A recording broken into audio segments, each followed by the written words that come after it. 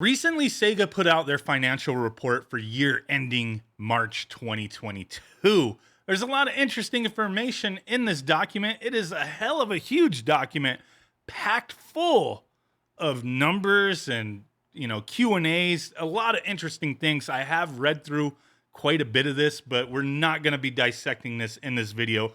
There is just so much, but there are some tidbits in here that are pretty damn interesting as far as the future of Sega goes. So financially, it seems like they're doing okay. Not the best year ever, but they have a lot of plans, on how they're forecasting to get even better. You know what I mean? Better return on investment, more profitability type of thing.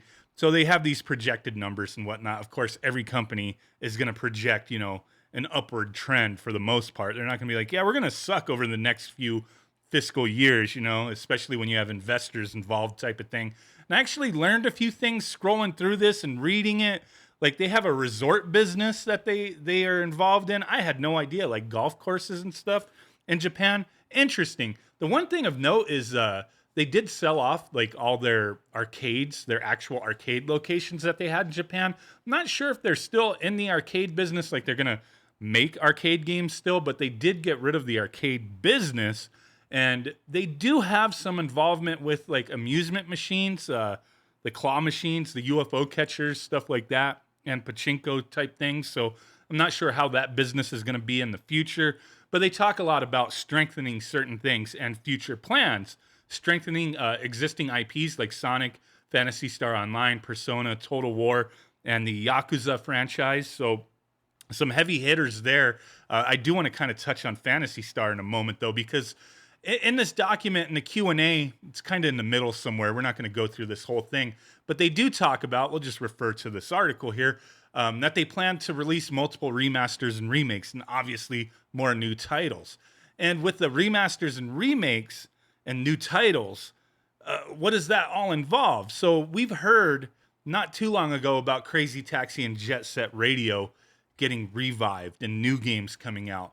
Are those just going to be straight up remasters, remakes? Are they new games? I've heard they're supposed to be new games, but not 100% sure on that.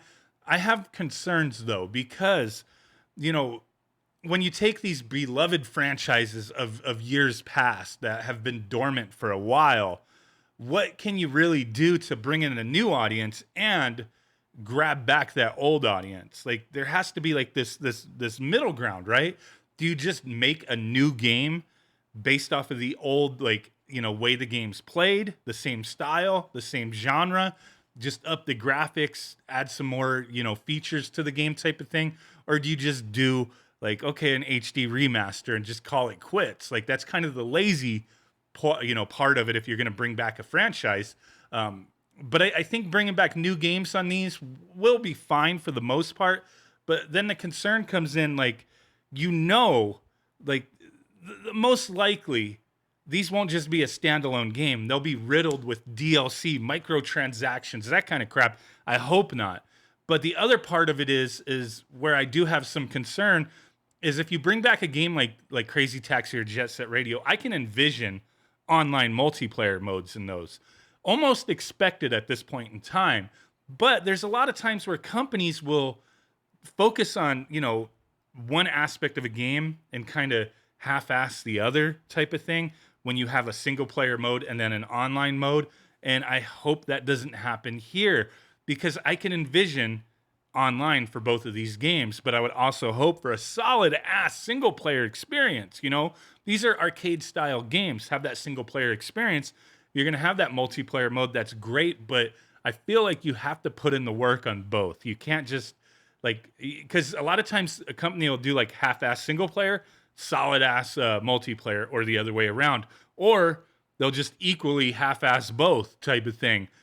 And that's my fear here, is those kinds of games I could see working with online. But then what about other franchises that have lain dormant for ages? You know what I mean? Nintendo's just as guilty of this. There's so many franchises that people want that they're not revisiting for one reason or another. And Sega does have quite a few. And like Shinobi is one of them. When was the last Shinobi that came out? It was actually the one for the 3DS. This one right here, Shinobi 3D. I believe that was 2011. I never played this one, so I don't know how good it is, but for that to be the last game, like this is a franchise that definitely can be revisited. You know what I mean? I think you had a what was it called? In 2003, you had Nightshade, which was a spinoff for the PS2. So there's definitely some stuff you could do with Shinobi, man. That could be something. Now, go back to like recent games that were retro classics that came out. You had like Streets of Rage 4, amazing freaking game. And it didn't have to reinvent the game necessarily. It put a new, set of polish on it, awesome looking graphics, retaining that retro style, added some gameplay, features and elements to it, and just made a solid ass experience. And I think it did fairly well. They could do the same with stuff like this. And some people may be like, well, I don't know, man. Like, just do a whole new 3D game. I think a lot of times when they jump into this 3D realm, like as an example, Golden Axe, the last Golden Axe game, that's another game I want to talk about. Golden Axe Beast Rider, I believe that was in 2008. That came out to very low reviews. Kind of, some people liked it, a lot of people didn't, and it brought Golden Axe into the 3D realm.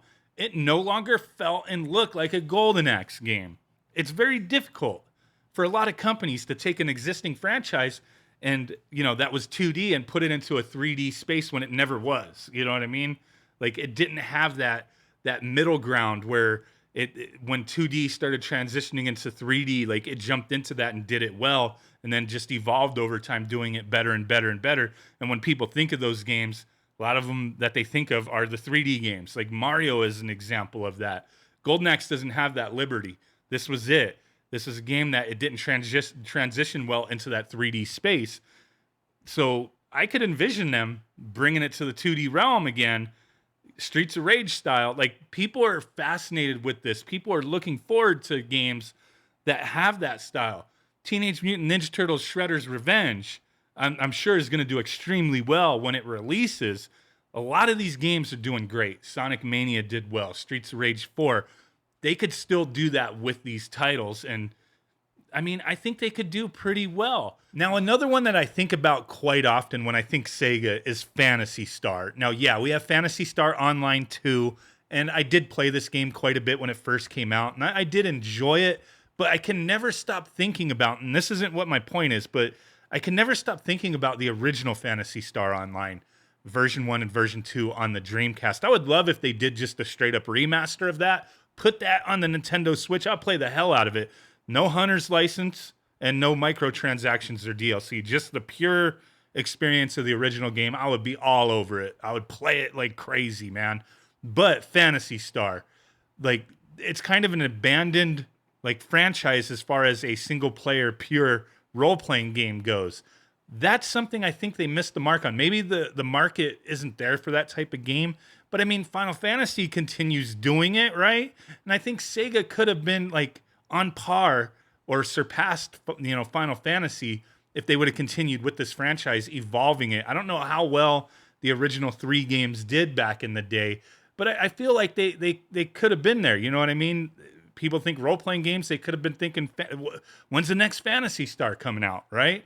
And I think that's a huge missed mark. Final Fantasy's kind of jumped the shark here and there. I think Phantasy Star could have done fairly well. That's something I wish they would revisit in a single-player experience. Doing a pure role-playing game would be amazing to me. But there you go. Those are my thoughts. Just wanted to talk about it real quick. Let me know what you think. What games do you think Sega should do? How should they do it? If they're going to revisit games from their past, let me know down below. Thanks for watching. Bye.